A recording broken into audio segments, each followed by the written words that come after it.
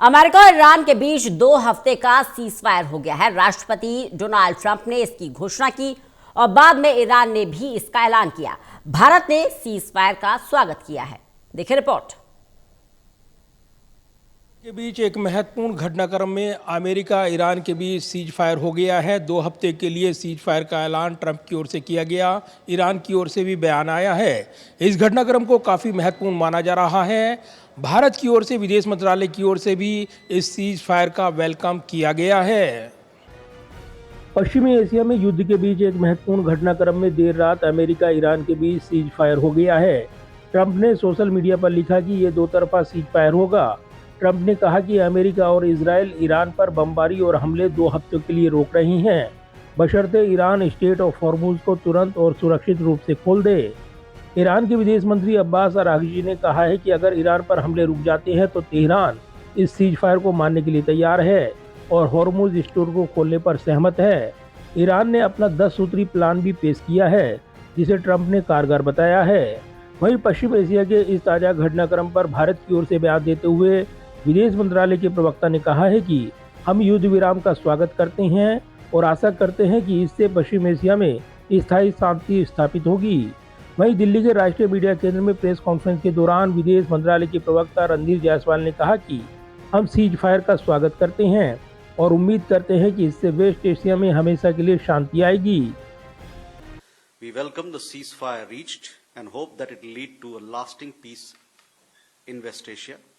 As we have continuously advocated earlier, de-escalation, dialogue and diplomacy are essential to bring an early end to the ongoing conflict. The conflict has already caused immense suffering to people and disrupted global energy supply and trade networks. We expect that unimpeded freedom of navigation and global flow of commerce would prevail through the Strait of Hormuz. विदेश मंत्रालय के प्रवक्ता ने कहा कि जैसा कि हमने पहले भी लगातार कहा है, चल रहे झगड़े को जल्दी खत्म करने के लिए डी-एक्सिलेशन, बातचीत और डिप्लोमेसी जरूरी है।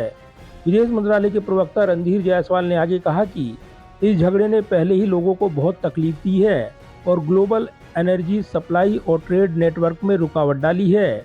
हमें उम्मीद है कि हॉर्मुज स्ट्रेट से बिना किसी रुकावट के नेविगेशन की आज़ादी और ग्लोबल कॉमर्स का फ्लो बना रहेगा।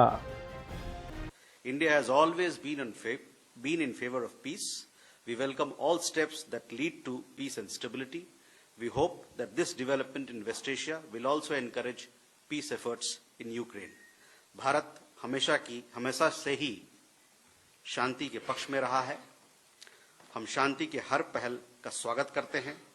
हम आशा करते हैं कि पश्चिम एशिया की यह पहल यूक्रेन में भी शांति बहाल करने के प्रयासों को प्रोत्साहित करेगा। विदेश मंत्रालय के प्रवक्ता रणधीर जायसवाल ने यह भी कहा है कि भारत हमेशा शांति के पक्ष में रहा है। हम शांति और स्थिरता लाने वाले सभी कदमों का स्वागत करते हैं। हमें उम्मीद है कि वेस्ट एशिया में ये डेवलपमेंट यूक्रेन में शांति की कोशिशों को भी बढ़ावा देगा।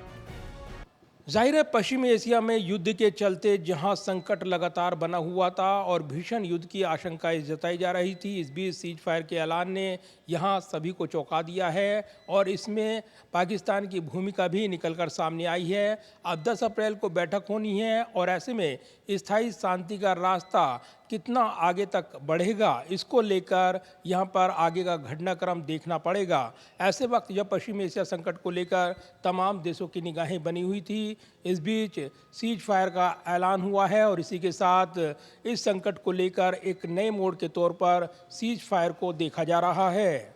कैमरामैन विदर्भ के साथ प्रदीप कुमार, टोटल न्यूज़, दिल्ली।